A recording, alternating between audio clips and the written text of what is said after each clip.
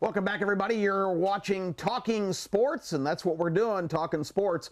Really breaking down game by game the schedule for the 2018 season, because a lot of folks come in with a lot of anticipation and they really don't take the time to go game by game by game, because a lot of times where you play and when it falls is really important. Yes, it is, Kip. And we noticed that with Auburn earlier.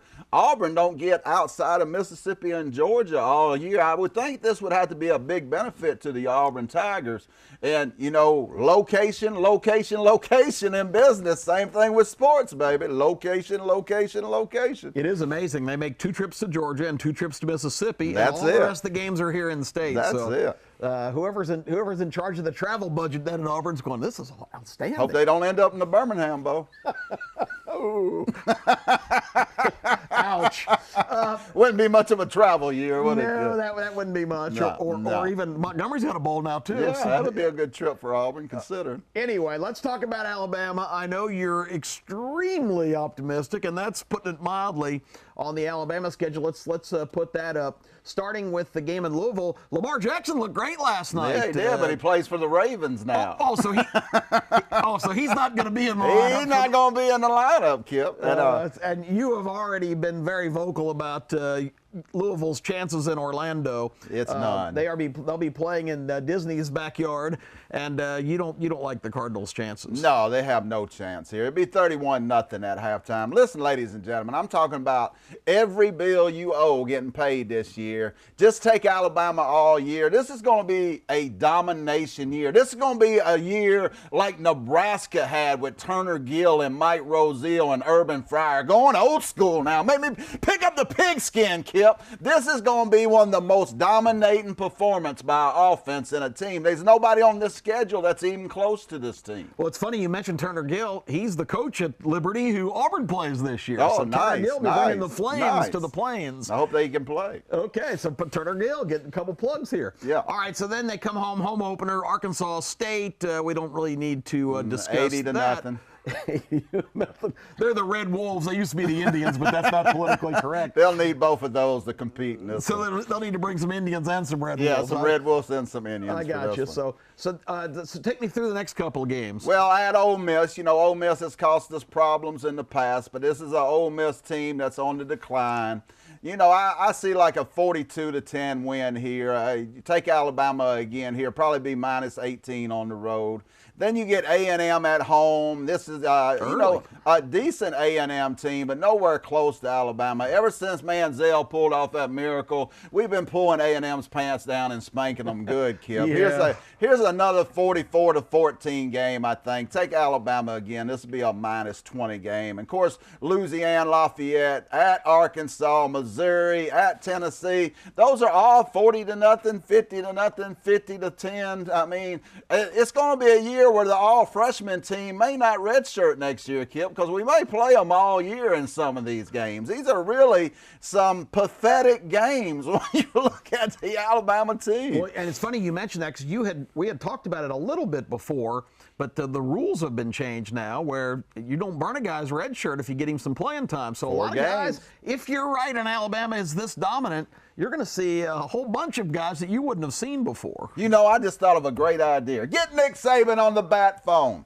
You could play 2 of 4 games, Hurts 4 games, and Mac Jones 4 games, and we could redshirt all 3 of them and start again next year, ladies and gentlemen. I don't know if that's how it works. Why not? That's the rule. Well, the law's the law, Kip. We'll have to see if that loophole exists. Hey, they wrote it. I didn't. That's true. All right, so let's get back into the schedule, Harris, because you've got them just rolling all the way down past Missouri. Oh, yeah. Okay, what about that last part of the schedule? Now, I will say this about Missouri. If Alabama has an Achilles heel, it might be their secondary. And Drew Lock will fill the air with when you're football. talking about Diggs starting and you're talking about these players, this is not the regular, kind of just like Auburn, this is not the quality of cornerback that has started at the University of Alabama in the past. So you're hoping that a Patrick Surtain Jr. and a Savilian Smith that came from LSU that was a 5-star, you hope these guys step up. But if there's an Achilles heel, it is that secondary. And, hey, Drew Lock is a superstar, baby. Well, but the problem with Missouri is if Nick Saban suits you and I up for that game to play quarterback and wide receiver, we're going to put up 35 points ourselves. Oh, there ain't no doubt. I'm open now. Their defense is not very impressive. All right, so we're down through Mizzou here. Let me get back in the game here. You talked about Tennessee, the big Saturday in October deal, which that rivalry is like a hammer and a nail now. Yeah, I've already lit my cigar. Yeah, that's a shame. Tennessee. Yeah. We'll see what happens. I'm smoking next year's and the years after too. Not to give myself a big pat on the back, but I did tell you there was going to be stormy times with Jeremy Pruitt, and he's already ruffling feathers in Knoxville, and the season hadn't even started yet. Really? So anyway, after Tennessee, we get into the home stretch. You got the week off and then the trip down to the Bayou. Yeah, you get LSU, but this is not a very good LSU team. Again, this will be a -20 game with Alabama. Alabama will cover again. This will be a dominating game. Alabama don't even really have a game till 11-10 on this schedule when Mississippi State comes to town. This will be a tough game here. This is a good Mississippi State team, and this is a game that you need to circle that Alabama needs to watch out for because it will so dominate these first 9 opponents that when they get a real test, you never know how you're going to respond. But I like Bama in this game. I don't like them with the points. Probably a -13 to 15 game. But I would like Mississippi State but Alabama to win. And then, of course, the Iron Bowl, Kip. And I'm going to let you predict that one, Kip. Well, I will. I do want to touch one thing. We're talking about the importance of the schedule. Mississippi State's the toughest game on the schedule. Up until Auburn, but Mississippi State's at home. It makes a huge difference how it falls. The other question about Mississippi State is, they got a lot of returners, but they've got a completely new coaching staff, and sometimes you got to wait and see. Joe Moorhead from Penn State, Stark Vegas is a whole different environment than Penn State in the Big Ten. Well, what Dan Mullins did for Mississippi State was revolutionize that program by taking the Nick Saban approach. When Nick Saban entered the University of Alabama, ladies and gentlemen, they was one 300-pounder on the roster. Well, there's 42 today, ladies and gentlemen. And Dan Mullins took that same approach. He's got those monsters down in the pit. He's got them just get down in the dirt and let's get dirty and bloody, Kip. I'm ready to tee it up. And when you got those kind of players, you can maul with Alabama.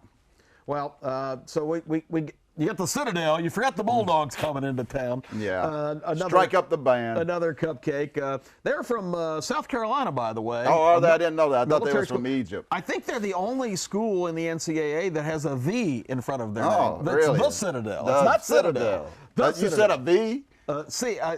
A T, okay. The Citadel. Okay, so Auburn comes to Tuscaloosa. Comes to town. And you don't think there's just a little sense of some payback from last year? Oh, this is going to be the revenge game, Auburn. Listen, little brother, you got away last year. You stuck in, got to win. It didn't really matter because we still got the ring, baby. That's all that really matters. Well, it matters to some folks because I still have Auburn fans. I still have folks, even Alabama fans, tell me, yeah, we won the championship, but we didn't beat Auburn. So there's 2 major objectives to an Alabama season: beat Auburn and win the national championship. But we'll take the national championship because it's all about the rings, Kip. It really is. Auburn could win. Every Alabama fan will agree with this. You might not never watch the Legend again, but you'll agree with this deep down. We could lose to Auburn every year as long as we get the ring. Throw all the toilet paper you want. Give me the national championship ring. I'll take it every time, baby, because nobody going to remember that you throw that toilet paper. But that trophy going to be there forever, baby. Well, you'll even supply the Charmin, I assume. Oh, no doubt. No doubt. And Alabama beats Auburn this year and spanks them good. Pulls the pants down. Spanks you good for thinking that you got away with last year. Yeah, you would think, and there's anything can happen a long season, but right now that's a tough gig for Auburn to come to Tuscaloosa in light of what happened last year.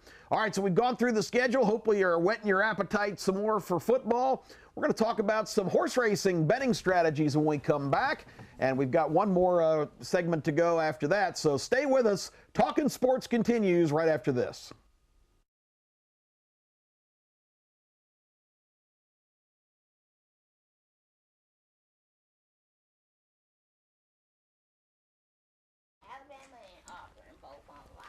Oh, okay. Thank you.